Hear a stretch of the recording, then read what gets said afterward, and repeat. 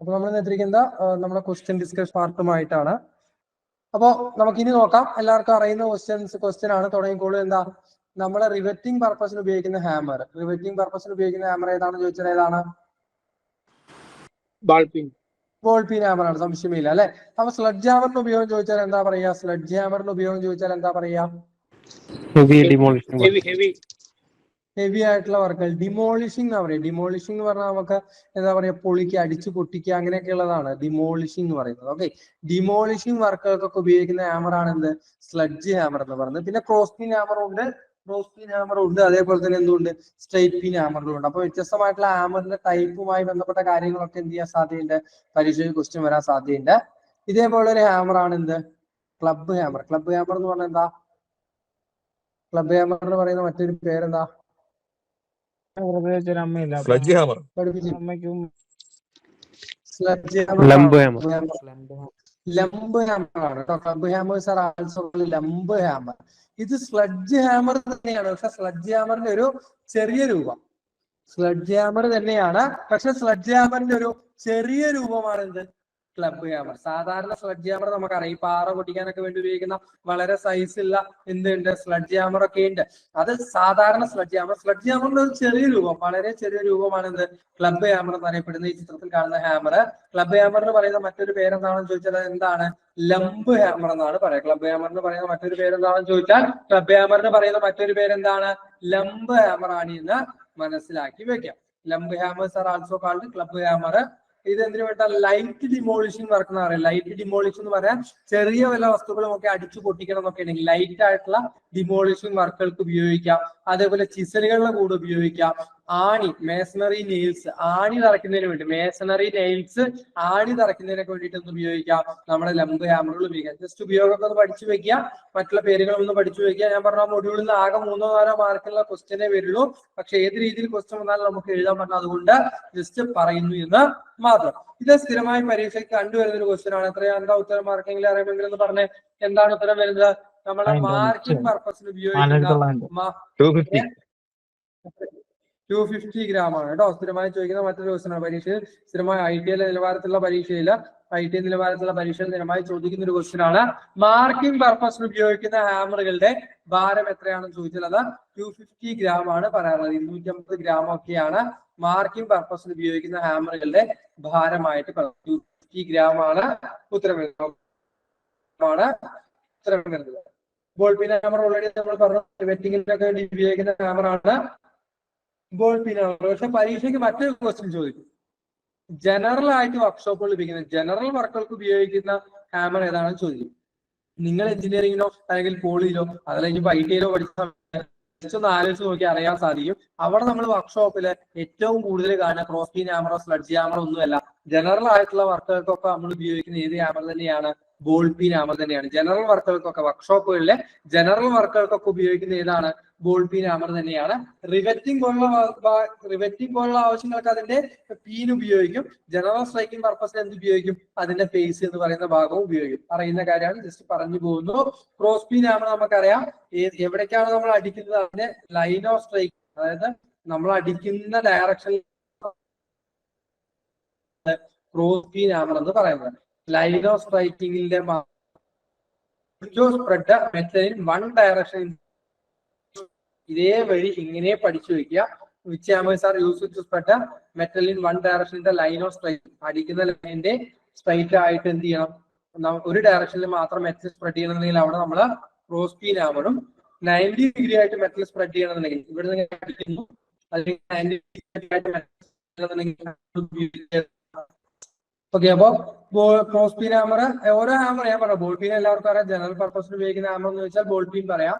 Cross peen ആ പേര് അങ്ങനെ പഠിക്കുക. വൺ ഡയറക്ഷൻ എന്ന് ചോദിക്കുക വെച്ചാൽ അങ്ങനെ പഠിച്ചാൽ സിമ്പിൾ. വൺ ഡയറക്ഷൻ ചോദിക്കുക വെച്ചാൽ ക്രോസ് പീനും. റൈറ്റ് ആംഗിൾ എന്നുള്ള ഒരൊറ്റ പേര് ചോദിക്കുകയാണ്. വൺ ഡയറക്ഷൻ ആയിട്ട് റൈറ്റ് ആംഗിൾ എന്നുള്ള പേര് കാണുകയാണെങ്കിൽ എന്ത് എഴുതാം? സ്ട്രൈറ്റ് പീനും എഴുതാവുന്നതാണ്. ഉപയോഗങ്ങളും പഠിച്ചു വെക്കുക, പരീക്ഷയിൽ വരാറുണ്ട്. അതേപോലെ sludge hammer heavy demolishing work എന്നാ പറയാം. ഓൾറെഡി ഞാൻ പറഞ്ഞു കഴിഞ്ഞു. നമ്മളുടെ ഹെവി ആയിട്ട് എന്തെങ്കിലും ഭയങ്കര ഭാരമേറിയ വസ്തുക്കൾ അടിച്ചു പൊട്ടിക്കണം എന്നുണ്ടെങ്കിൽ അവിടെ സ്ലഡ്ജ് ഹാമറാണ് ഉപയോഗിക്കുക. ഇതേ സെയിം സാധനം കുറച്ചുകൂടി സൈസ് കുറവാണെങ്കിൽ അതിന് എന്താ പേര് പറയാ? ഈ സെയിം സാധനം കുറച്ചുകൂടി സൈസ് കുറവാണെങ്കിൽ അതിന് എന്താ പേര് പറയാ? Lump hammer. ലംബ് ഹാമർ അഥവാ ക്ലബ് ഹാമർ എന്നും പറയാറുണ്ട്. ക്ലോ ഹാമർ പിന്നെ എല്ലാവർക്കും അറിയാം, എല്ലാവരും ഒരു വട്ടെങ്കിലും ഉപയോഗിച്ചിട്ടുണ്ടായിരിക്കും. Pull out nail from wood or wall എന്ന് പറയാം. നെയിൽ ആണി പറിച്ചെടുക്കുവാൻ വേണ്ടിയൊക്കെ ഉപയോഗിക്കുന്ന ഹാമർ ഏതാണെന്ന് ചോദിച്ചാൽ വേണമെങ്കിൽ എന്ത് പറയാവുന്നതാണ്? ക്ലോ ഹാമർ പറയാവുന്നതാണ്. അപ്പൊ ഹാമറിന്റെ കേസിൽ ഏറ്റവും ഇമ്പോർട്ടന്റ് ആയിട്ട് ഭാരം, ഇത് പരീക്ഷയ്ക്ക് സ്ഥിരമായി ചോദിക്കാറുണ്ട്. അതേപോലെ തന്നെ ഹാമറുകൾ എങ്ങനെയാണ് സ്പെസിഫൈ ചെയ്യാന്ന് ചോദിക്കാറുണ്ട്. അതേപോലെ ഹാമറിന്റെ ഭാഗവുമായി ബന്ധപ്പെട്ട കാര്യങ്ങളും സ്ഥിരമായി പരീക്ഷയിൽ ചോദിച്ച് കാണാറുണ്ട്. അപ്പോൾ ഏതെങ്കിലും ഒരു ക്വസ്റ്റ്യൻ ഈ ഭാഗത്ത് ഉണ്ടാവുമെന്ന് ഉറപ്പാണ്. അപ്പൊ അതിനനുസരിച്ച് നമ്മൾ പഠിച്ചു വയ്ക്കാം. പിന്നെ അതിന്റെ കൂടെ നമ്മൾ നേരത്തെ കഴിഞ്ഞ ക്ലാസ്സിലെ മാർക്കിങ്ങും അതേപോലെ സ്റ്റീൽ റൂളും ഒക്കെ പറഞ്ഞല്ലോ, അതിന്റെ കൂടെ തന്നെ ജസ്റ്റ് ഒന്ന് പറയേണ്ട ഒരു ഭാഗമാണ്. അഥവാ ചോദിച്ചാലും എന്ത് ജസ്റ്റ് പറഞ്ഞു പോകുന്ന ആ ഭാഗത്ത് തന്നെ ITI ബുക്കുകളിലുള്ളതാണ് സ്ട്രൈറ്റ് എഡ്ജ്. എന്താ ഈ സ്ട്രൈറ്റ് എഡ്ജിന്റെ ഉപയോഗം? ഒറ്റ വരി, അത്രേ ഉള്ളൂ, പെട്ടെന്ന് പറഞ്ഞോ. എന്താ ഈ സ്ട്രൈറ്റ് എഡ്ജിന്റെ ഉപയോഗം? എന്താണ് ഉപയോഗം? ഇപ്പൊ ചിത്രത്തിലുണ്ട് ഉപയോഗം. എന്താണ് സ്ട്രൈറ്റ് എഡ്ജിന്റെ ഉപയോഗം? സ്ട്രൈറ്റ് എഡ്ജിന്റെ ഉപയോഗം എന്താ? ഫ്ലാറ്റ്നെസ് ചെക്ക് ചെയ്യുക എന്നുള്ളതാണല്ലേ? ആണോ അല്ലേ? അതെ, ഫ്ലാറ്റ്നെസ് ചെക്ക് ചെയ്യാൻ വേണ്ടിയിട്ടാണ് ഈ സ്ട്രൈറ്റ് എഡ്ജ്. അപ്പൊ സാധാരണ ഇതിൽ എന്തുകൊണ്ടാണ് നിർമ്മിക്കുന്നത്? അലുമിനിയം കൊണ്ടാവും നമ്മൾ സാധാരണ ഇതിൽ കണ്ടിട്ടുണ്ടാവുക. എന്നാൽ സ്ട്രൈറ്റ് എഡ്ജിൽ നിർമ്മിക്കുന്നത് സ്റ്റീൽ കൊണ്ടോ കാസ്റ്റ് അയൺ കൊണ്ടാണ് നമ്മളുടെ എഞ്ചിനീയറിംഗ് മേഖലയിൽ ഉപയോഗിക്കുന്നത്. ഞാനൊരു റെപ്രസെന്റേഷന് വേണ്ടിയിട്ട് ഒരു ചിത്രം കാണിച്ചു എന്നേ ഉള്ളൂ. നമ്മുടെ തേപ്പ് പണിക്കാർ ഉപയോഗിക്കുന്ന, നമ്മുടെ സാധാരണ വീട്ടിലൊക്കെ തേപ്പ് പണിക്കാർ ഉപയോഗിക്കുന്ന ഒരു സ്ട്രൈറ്റ് എഡ്ജ് റെപ്രസെന്റേഷന് വേണ്ടി കാണിച്ചു എന്നേ ഉള്ളൂ. എന്നാൽ സ്ട്രൈറ്റ് എഡ്ജ് സാധാരണ ഇതിൽ നിർമ്മിക്കുന്നത് ഒന്നുകിൽ സ്റ്റീൽ കൊണ്ടോ അല്ലെങ്കിൽ കാസ്റ്റ് അയൺ കൊണ്ടാണ്. ഒന്നുകിൽ സ്റ്റീൽ കൊണ്ടോ അല്ലെങ്കിൽ കാസ്റ്റ് അയൺ കൊണ്ടാണ് ഇത് നിർമ്മിക്കുന്നത്. സ്ട്രൈറ്റ് എഡ്ജ് നിർമ്മിക്കുന്നത്. അപ്പൊ ബോത്ത് A and B ആണ് ഉത്തരം വരുന്നത്. സ്ട്രൈറ്റ് എഡ്ജ് നിർമ്മിക്കുന്നത് ബോത്ത് A and B ആണ് ഉത്തരം വരുന്നത്. അതിൽ തന്നെ സ്റ്റീൽ സ്ട്രൈറ്റ് എഡ്ജുകള് 2 മീറ്റർ വരെ ലെങ്ത്തിലാണ് അവൈലബിൾ ആവുക. റെക്ടാങ്കുലർ ക്രോസ് സെക്ഷനുമാണ് ഉണ്ടാവുക. 2 മീറ്റർ ലെങ്ത്തിലുമാണ് സ്റ്റീൽ സ്ട്രൈറ്റ് എഡ്ജുകൾ അവൈലബിൾ ആവുക. ജസ്റ്റ് പഠിച്ചു വെക്കുക, അഥവാ ചോദിച്ചാലോ എന്ന് കരുതി പറയുന്നത് മാത്രം. സ്റ്റീൽ സ്ട്രൈറ്റ് എഡ്ജുകള് 2 മീറ്റർ ലെങ്ത്തിലും റെക്ടാങ്കുലർ ക്രോസ് സെക്ഷനിലുമാണ് ഉണ്ടാവുക. കാസ്റ്റ് അയൺ സ്ട്രൈറ്റ് എഡ്ജുകള് നീളം പറയുന്നുണ്ട്. എത്ര നീളമാണ് പറയുന്നത്? കാസ്റ്റ് അയൺ സ്ട്രൈറ്റ് എഡ്ജുകള് 3 മീറ്റർ വരെ നീളത്തിൽ ഉണ്ടാവുമെന്ന് പറയണം. അപ്പൊ എന്താ ഇതിന്റെ വ്യത്യാസം? സ്റ്റീൽ സ്ട്രൈറ്റ് എഡ്ജുകൾ താരതമ്യേന സൈസ് കുറവാണ്. അതായത് കമ്പാരിറ്റീവ്ലി കാസ്റ്റ് അയൺ അപേക്ഷിച്ച് സൈസ് കുറവാണ്.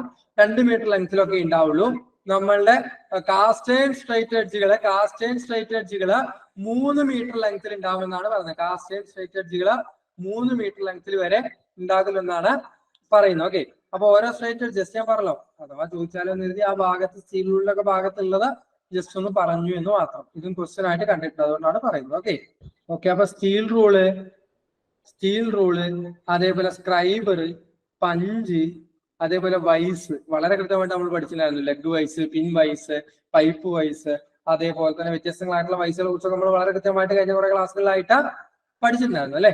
ഇനി അടുത്ത ഏറ്റവും വലിയൊരു ഭാഗം എന്ന് പറയുന്നത്, അല്ലെങ്കിൽ ഏറ്റവും കൂടുതൽ ക്വസ്റ്റ്യൻസ് ഉറപ്പായിട്ടും ഒരു ക്വസ്റ്റ്യൻ എന്തായിരിക്കും? ഫയലിൽ നിന്ന് തന്നെയായിരിക്കും. യാതൊരു സംശയമില്ലാത്ത കാര്യമാണ്. ഫയലിൽ നിന്ന് തന്നെയായിരിക്കും എന്തുണ്ടാവുക? ഒരു ക്വസ്റ്റ്യൻ ഉണ്ടാവുക. നമ്മുടെ ബേസിക് ഹാൻഡ് ടൂൾസ് എന്ത് തന്നെ വന്നാലും ക്വസ്റ്റ്യൻ പേപ്പറിൽ നിന്ന് ഒരാൾ നമ്മുടെ ഫയൽ ഒഴിവാക്കി ക്വസ്റ്റ്യൻ ഇടില്ല. ഇതാണ് അതിന്റെ സത്യാവസ്ഥ.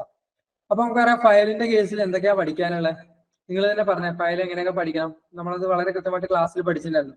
ഫസ്റ്റ് നമ്മള് ഫയൽ ഇതായി ചിത്രം വെച്ചിട്ടാ പഠിക്കുക. ഈ ചിത്രം വെച്ചിട്ട് എന്താ പഠിക്കാനുള്ളത്? ഭാഗങ്ങൾ പഠിക്കണം. പിന്നെ രണ്ടാമത് നമ്മൾ എവിടേക്ക് പോകും? കട്ടൻ ആള് പറഞ്ഞു കട്ടൻ. പിന്നെ നമ്മൾ എവിടേക്ക് പോകും? ഷേപ്പ്. പിന്നെ ഒന്നും കൂടി ഉണ്ട്, grade.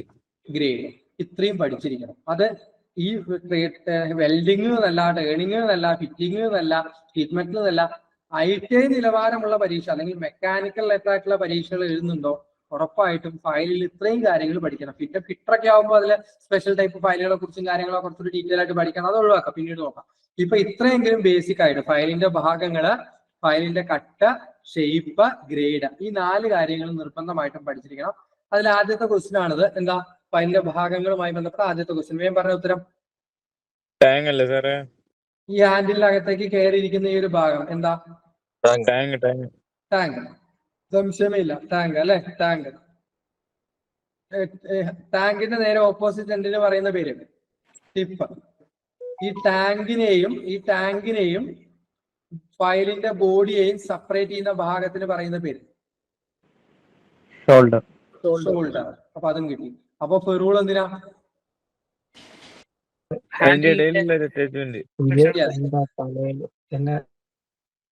Handle protection. Yes, ഹാൻഡിലിന് protection എന്ന് പറഞ്ഞാൽ ഹാൻഡിൽ കൊണ്ട് നമ്മളെ കൈ മുറിയുന്നതിനല്ല. നിങ്ങൾക്ക് അനുഭവം ഉണ്ടാവും. നമ്മുടെ ഈ ഹാൻഡിൽ വേറെയും ഫയൽ വേറെയാണ് വാങ്ങിക്കാൻ കിട്ടുക. പിന്നീട് നമ്മൾ ഈ ഹാൻഡിൽ ഈ ഫയലിന്റെ മുകളിലേക്ക് ഇൻസേർട്ട് ചെയ്യുക, പ്രസ് ചെയ്ത് ടൈറ്റ് ചെയ്ത് കയറ്റുകയാണ് ചെയ്യുക. ആ സാഹചര്യത്തില് ഫയലിന് പല സാഹചര്യത്തിലും ഫയൽ എന്ത് ചെയ്യാൻ സാധ്യത, ഈ ഹാൻഡിൽ നിന്നും ഊരിപ്പോരാനുള്ള സാധ്യത, ഈ ഹാൻഡിൽ നിന്നും ഫയൽ ഊരിപ്പോരാനുള്ള സാധ്യത, അത് ഒഴിവാക്കാൻ വേണ്ടിയിട്ടാണ് ഇത് ഉപയോഗിക്കുന്നത്. അവിടെ ഒരു ടൈറ്റ് ആയിട്ട് ആ ഹാൻഡിലിനെ പിടിച്ചു നിർത്താൻ വേണ്ടിയിട്ടാണ് ഈ പ്രൊട്ടക്റ്റീവ് മെറ്റൽ റിംഗ് ആയിട്ടുള്ള ഫെറൂൾ ഉപയോഗിക്കുന്നത്. സാധാരണ രീതിയിൽ അതൊക്കെ എന്താണ്, നമ്മുടെ ഈ ഇതുമായി ബന്ധപ്പെട്ട ബ്രാസ് പോലുള്ള മെറ്റലുകളാണ് അതിന് വേണ്ടിയിട്ട് കൊടുക്കുന്നത്. ഞാൻ പറഞ്ഞ സ്റ്റേറ്റ്മെന്റ് ടൈപ്പ് ക്വസ്റ്റ്യൻ എത്രയേ ഉള്ളൂ. സ്റ്റേറ്റ്മെന്റ് ടൈപ്പ് ക്വസ്റ്റ്യൻ ഞാൻ പറഞ്ഞ എന്റെ opposite to tang is called tip of file. ഇത് ശരിയല്ലേ? ആണോ അല്ലേ? വേം പറയാം. ശരിയാ. അപ്പോ സ്റ്റേറ്റ്മെന്റ് എയും ഉത്തരം വരില്ല. ഉത്തരം വരില്ല ഉറപ്പല്ലേ? ഉറപ്പ്. അപ്പൊ അത് ബാക്കി 3 നോക്കി. The broad part of file with teeth cut on it surface is called edge of file. ഫയലിൽ ബ്രോഡ് പാർട്ട് എന്ന് പറഞ്ഞാൽ ഏറ്റവും വലിയ ഭാഗം, കൂടുതൽ ടീത്ത് കട്ട് ചെയ്ത് കൊടുത്തിട്ടുള്ള വലിയ ഭാഗം, അതിന് നമ്മൾ എഡ്ജ് എന്നാണോ പറയാ, ഫേസ് എന്നാണോ പറയാ? ഫേസ്. അപ്പൊ 2ഉം 3ഉം ഒന്ന് ശരിക്കൊന്ന് വായിച്ചു നോക്കിയാൽ ശരിയാണോ തെറ്റാണോ പറഞ്ഞേ. അല്ലെങ്കിൽ 2ഉം 3ൽ ഏതാണ് ശരി ഏതാണ് തെറ്റെന്ന് പറഞ്ഞേ. അതോ 2ഉം ശരിയാണ് 2ഉം തെറ്റാണോ എന്ന് പറഞ്ഞേ. 2ഉം 3ഉം തെറ്റാണ്. 2ഉം 3ഉം തെറ്റാണ്. അപ്പൊ ഉത്തരം എന്താ തന്നെ? D answer. ഇത്രയേ ഉള്ളൂ. അതിനാണ് നമ്മൾ സമയം കളഞ്ഞത് കേട്ടോ. ഇത്രയേ ഉള്ളൂ സംഭവം. നമുക്ക് അറിയുന്ന കാര്യം തന്നെയാണ്. പിന്നെ വെറുതെ ഒരു ക്വസ്റ്റ്യൻ ആയിട്ട് വരുന്നു മാത്രം. ഓക്കെ, ഓപ്ഷൻ ഡി ആണ് ഉത്തരം വരുന്നത്. ഓക്കെ, ഉത്തരം എഡ്ജ്. സംശയമില്ല. സിംഗിൾ റോ പാരലൽ ടീത്ത് എന്നാ പറയുക. ഇവിടെ ഇങ്ങനെ സിംഗിൾ റോ മാത്രമേ ഉണ്ടാവുള്ളൂ. ഫേസിൽ നമ്മൾ ചിലപ്പോൾ 2 റോ ഒക്കെ കൊടുക്കാറുണ്ട്, അത് വേറെ വിഷയം. ഇതിവിടെ നോക്കിയാൽ ഇവിടെ സിംഗിൾ റോ മാത്രമേ ഉണ്ടാവുള്ളൂ. എപ്പോഴും ഫയൽ എടുത്ത് നോക്കിക്കോളൂ, എഡ്ജിൽ സിംഗിൾ റോ മാത്രമേ ഉണ്ടാവുള്ളൂ. അപ്പൊ എഡ്ജ് ആണ് ഉത്തരം വരുന്നത്. Thin part of file with single row of parallel teeth is called edge of file. Edge ആണ് ഉത്തരം വരുന്നത്. അപ്പൊ ഫയലിലെ ഭാഗങ്ങൾ വളരെ വളരെ വളരെ ഇമ്പോർട്ടന്റ് ആണ്. എല്ലാ പരീക്ഷയിലും ഒരു ക്വസ്റ്റ്യൻ എങ്കിലും പാർട്സ് ഓഫ് ഫയൽ എന്ന് പറയുന്ന ഭാഗത്ത് നിന്ന് കണ്ടുവരാറുണ്ട്. ഓൾറെഡി പറഞ്ഞ കാര്യമാണ്, പറയുന്നില്ല. ഫെറൂൾ ആണ് ഉത്തരം വരുന്നത്. Protective metal ring. ഈ പ്രൊട്ടക്റ്റീവ് മെറ്റൽ റിംഗ് എന്താണ്? ഫെറൂൾ ആണ് ഉത്തരം വരുന്നത്. ഓക്കെ, ഫയലുകൾ നിർമ്മിച്ചിരിക്കുന്ന മെറ്റീരിയൽ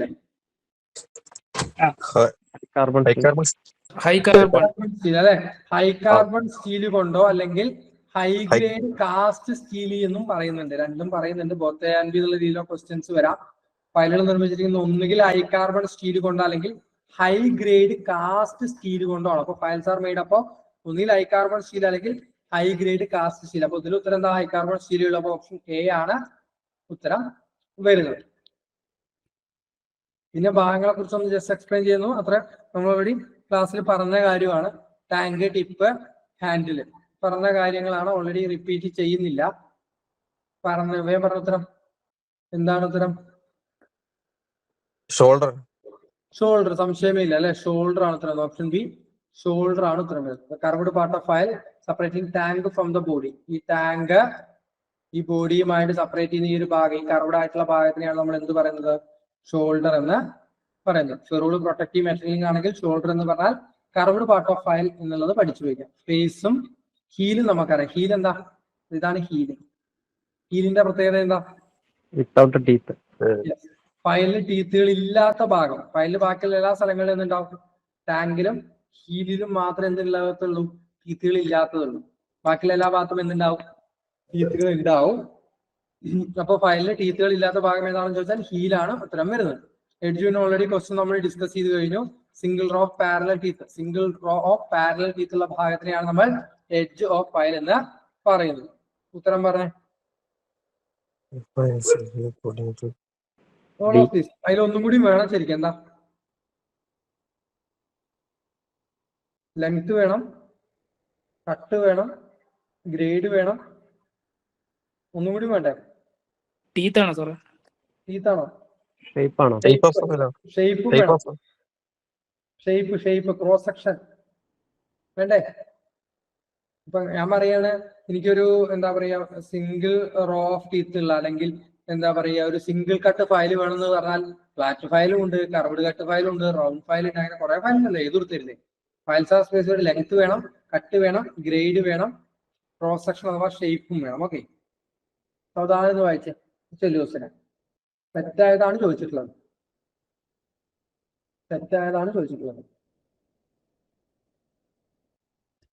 ഇത് ശരിയാണ്. അപ്പൊ ഓപ്ഷൻ എ ആയിട്ട് വെക്കാം. രണ്ടാമത് ശരിയാണ് 60 ഡിഗ്രി. രണ്ടാമത്തത് ശരിയാണ്. അപ്പൊ ഇതും വെട്ടാം. അപ്പൊ നമ്മളെ കോടീശ്വരനായി. കോടീശ്വരൻ കളി 50-50. സ്റ്റേറ്റ്മെന്റ് 3 ആണോ 4 ആണോ മാത്രം പറഞ്ഞു.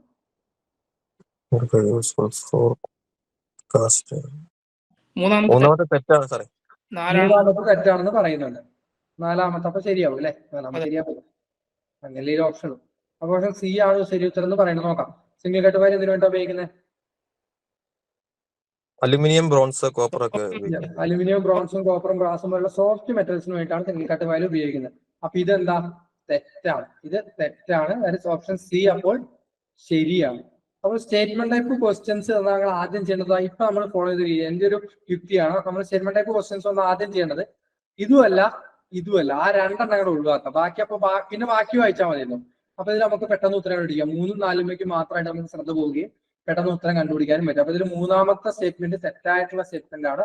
നമ്മൾ ഉത്തരം നോട്ട് ട്രൂ അബൌട്ട് എന്നായതുകൊണ്ട് ഓപ്ഷൻ സി ആണ് അപ്പോൾ ശരിയായിട്ടുള്ള ഉത്തരം വരുന്നത്. ക്ലിയർ ആണെന്ന് പ്രതീക്ഷിക്കുന്നു. ഓക്കെ. സിംഗിൾ കട്ട് ഫയൽ നമുക്കറിയാം 60 ഡിഗ്രി ചെരിവിലായിട്ടായിരിക്കും ടീത്തുകൾ കൊടുത്തിട്ടുണ്ടാവുക.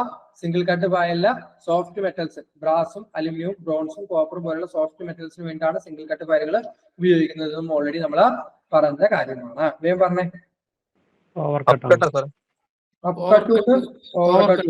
വായിച്ചോളൂ സംശയം വേണ്ട, വായിച്ചോ. First row of teeth over cut. First of teeth ഏതാണ്? അപ്പോൾ ഫസ്റ്റ് ഓഫ് ടീത്തിന് ഓവർ കട്ട് ആണ് ഉത്തരം വരുന്നത്. ക്വസ്റ്റ്യൻ നേരെ മാറ്റി ചോദിക്കും. എന്താ? Second row of teeth is called up cut. അങ്ങനെ ചോദിക്കാം. അല്ലെങ്കിൽ താഴെ പറയുന്നവയുമായി ബന്ധപ്പെട്ട് നമ്മുടെ ഡബിൾ കട്ട് ഫയലില് തെറ്റായിട്ടുള്ള സ്റ്റേറ്റ്മെന്റ് ഏതാണ്? First row of teeth is known as up cut. തെറ്റായിട്ടുള്ള സ്റ്റേറ്റ്മെന്റ് ആണ്. Second row of teeth is known as over cut. തെറ്റായിട്ടുള്ള സ്റ്റേറ്റ്മെന്റ് ആണ്. ഇതിന്റെ ഉത്തരം ഏതാണ്? ഇതിന്റെ ഉത്തരം ഏതാ? Over cut. Okay, over cut ആണ് വരുന്നത് കേട്ടോ. ഓവർ കട്ട് ആണ് വരുന്നത്. ഓവർ കട്ടിന്റെ ആംഗിൾ എത്രയാ പറഞ്ഞിട്ടുള്ളത്? 70 ഡിഗ്രി ആണ് പറഞ്ഞിട്ടുള്ളത്. ചെരിവ് ഓവർ കട്ടിന്റെ ആംഗിള് 70 ഡിഗ്രിയും അതിന് മുകളിലായിട്ട് കൊടുക്കുന്ന അപ്പ് കട്ടിന്റെ ആംഗിൾ എത്രയാണ്? 51 ഡിഗ്രിയുമാണ് വരുന്നത്.